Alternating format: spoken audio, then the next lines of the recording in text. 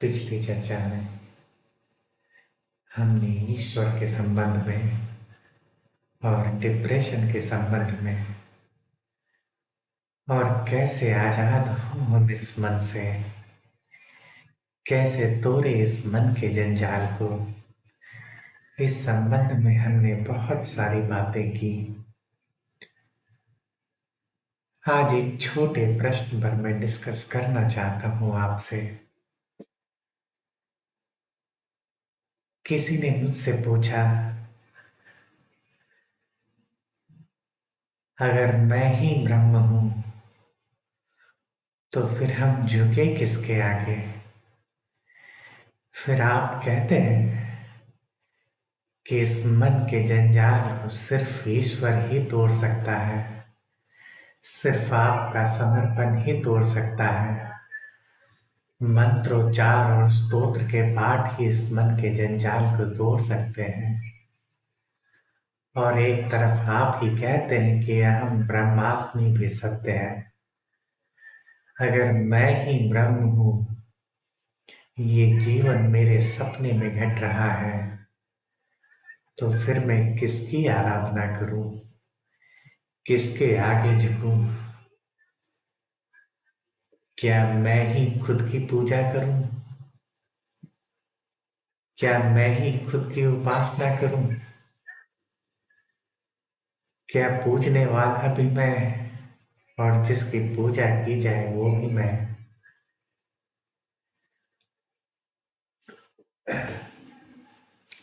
मेरे देखे एक छोटा भेद है इसमें।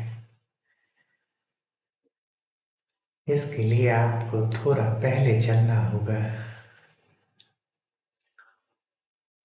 हमारी परंपरा में, वैदिक परंपरा में कभी भी शास्त्रों को लिखने का विधान नहीं था। शास्त्रों को हमने श्रुति कहा। श्रुति अर्थात जो सुनी जाती थी। सुनने का अर्थ ज्ञान सिर्फ गुरु से शिष्य को दिया जाता था, और हर ज्ञान हर एक को नहीं दिया जाता था। ज्ञान के भी अलग अलग चरण थे। और अहम ब्रह्मास्मि ये अंतिम कथन है। ये ज्ञान की पराकाष्ठा है। जब भी कोई शिष्य इस लायक हो जाता था तो उसे इसका ज्ञान दिया जाता था। अहम ब्रह्मास्मि का ज्ञान हमारे सारी परंपराओं का सार है, वेदों का सार है। और बहुत कम लोग हुए पहले जो इस ऊंचाई पर पहुंचे जिसे इसका ज्ञान दिया जा सके। पर फिर समय ने करवट ली और इन्वेडर्स आए। बहुत सारे आक्रमण हुए हम पर, और फिर अंत में हमारे शास्त्रों को, उपनिषदों को, वेदों को लिखा गया, और लिखते के साथ सब कुछ व्यर्थ हो गया। उनके लिखे जाने का कोई महत्व नहीं था। ज्ञान जब तक पात्र को न मिले वो ज्ञान किसी काम का नहीं। वैसे ही आपने ये पढ़ तो लिया कि अहम ब्रह्मास्मि तत्त्वमसि, ये सारे उपनिषदों के महावाक्य आपने पढ़ तो लिए, पर पात्रता नहीं अर्जित की। अगर आप वैदिक परंपरा को देखेंगे तो आज जिसे हम अध्यात्म कहते हैं, उस अध्यात्म के उस रूप का कोई अस्तित्व नहीं था।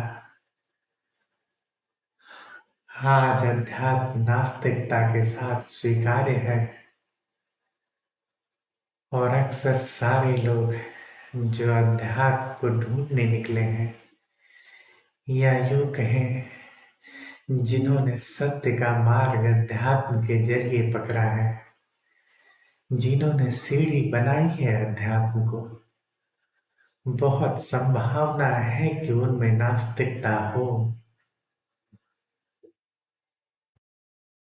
स्पिरिचुअलिटी, जिस स्पिरिचुअलिटी को हम जानते हैं, जिस ध्यान को हम जानते हैं, जिस ध्यान को हम साधने की कोशिश करते हैं, उस ध्यान की, उस आध्यात्मिकता की कोई भी रिक्वायरमेंट ऐसी नहीं है जिसमें हम कह सकें उसे कि आपको आस्तिक होना जरूरी है, आस्तिकता चाहिए ही, ऐसी कोई भी जरूरत नहीं है।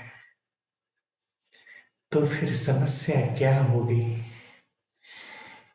क्यों एक तरफ ये कंफ्यूजन है कि अगर मैं ही ब्रह्म हूं, अगर ब्रह्म हमारे भीतर ही है, ये सृष्टि स्वप्न है, फिर ईश्वर और मंत्रों का क्या महत्व रहा? फिर पूजा, विधि विधान, इन सब का क्या मतलब है? फिर हम क्यों करें?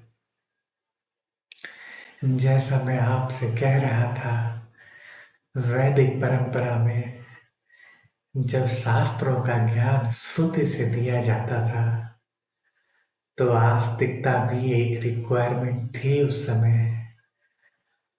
आप ईश्वर के अस्तित्व को जानते बाद में थे, मानते पहले थे।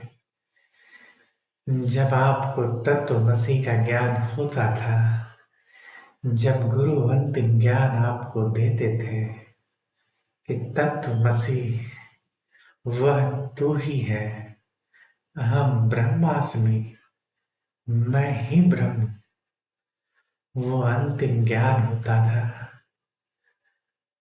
और वहां आप जानते थे कि कौन है ईश्वर।